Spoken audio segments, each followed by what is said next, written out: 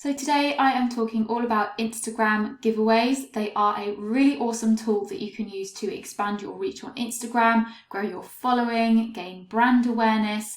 But there are a few things that you should bear in mind if you are going to do them. Don't just slap up a prize on your page and leave it at that and hope for the best. You need to think about it more strategically, and I'm going to be sharing with you how to do that in this video.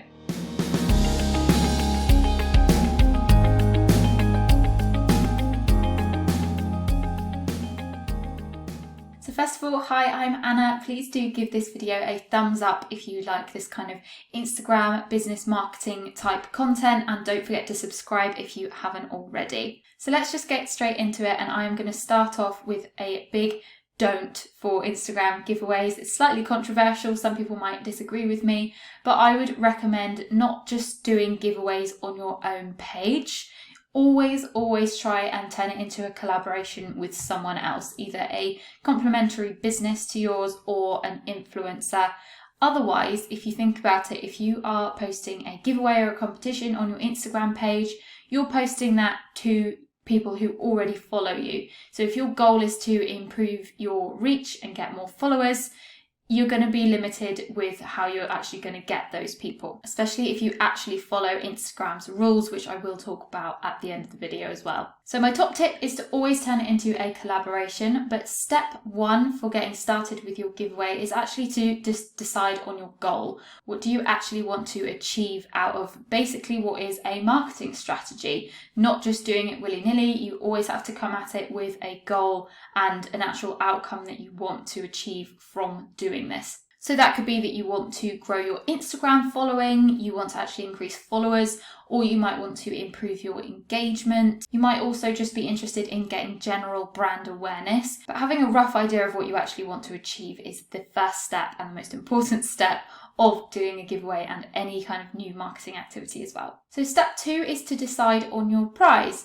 And it seems really obvious, but there's a few different ways you can actually go about this. You can obviously give away something that you've created, either a product or a service that's actually tailored to your brand. But you could also go down the route of offering a product or service from someone else that actually isn't your brand. Now, this is good for kind of quick growth and things like that, but it may not be so good if you want to raise your actual brand awareness. So you see people doing giveaways for things like iPads or gift cards. Yes, that might get you some followers in the short term if you're asking people to follow you and comment in exchange for being entered into this giveaway, but what it doesn't take into account is whether they are actually your proper target customer, for example. Those prizes tend to be quite broad and maybe not very targeted. But even if you do find products and services that are really targeted to your ideal customer, it still dilutes your brand a little bit and doesn't give you that brand awareness boost. So I would probably suggest always doing a giveaway with something that you have created or have a hand in yourself. Something that you always want to be considering when choosing a prize is the gain that you're going to get out of this marketing activity actually worth the value of your product or your service? So if you are giving away a £40 product and you gain X amount of followers, is that worth it? Could you have used some other marketing activity to get that same amount of followers? Again, if you are giving away a really high ticket item, for example, a coaching service or some kind of design service, which is worth, well over £100 kind of thing, you really want to be careful and look up at your goals, what you actually stand to gain, what you're likely to gain out of this, and whether it matches up value-wise with what your service or your product costs, and weighing it up with other forms of marketing that you could have done, such as advertising, PR, and what you could have spent that money on instead. But if you do see the value in it, that's great. If you're unable to kind of make up something that's really valuable to achieve the kind of goal that you want, say you want to, grow by 5,000 followers, that's quite a lot. So for a small business, and if you don't have a product or a service that is worth that amount to people, for it to pick up traction and for it to actually get you those followers, you're not going to hit those goals. And so if you're not able to offer something of the same value to get you to that subscriber goal, that follower goal, sorry, then what you can do is collaborate with a complementary business partner if you like. So for example, if you are a jewelry brand, obviously, depending on the price of your jewellery, you may not be able to, or you may not want to offer a prize over a certain value, but you actually want to make up a certain value in order to get the followers that you want. In which case, what you would do is partner with a complementary business. Maybe if you are a jewellery designer, you could partner with a clothing designer, or, something that's complementary, not doing exactly the same as you, but what your ideal customer would also like. And the benefit of that is that you also end up getting yourself in front of their audience. So you need to make sure that the business that you're working with, there is a target audience overlap there. But this is a way that you can increase the value of the prize and therefore get more traction with it and potentially increase the likelihood of you achieving your goals, whether that is to, make more sales, grow your Instagram following, grow your engagement. Depending on your goal, that can really help. And it's not just product businesses that can benefit from giveaways, it is service businesses too. You can give away a service. When I was starting out doing my brand design business, I gave away a logo design package for free. You don't have to do that. Obviously, that's quite a high ticket service that's worth a lot. And it might not be something that you're willing to give away. And to be honest, as you get more experienced, I would always kind of recommend not giving away your services for free because it can devalue them once you reach a certain level. But certainly when I was just starting out, I didn't have any portfolio work to show. I just wanted to work with people to get real experience.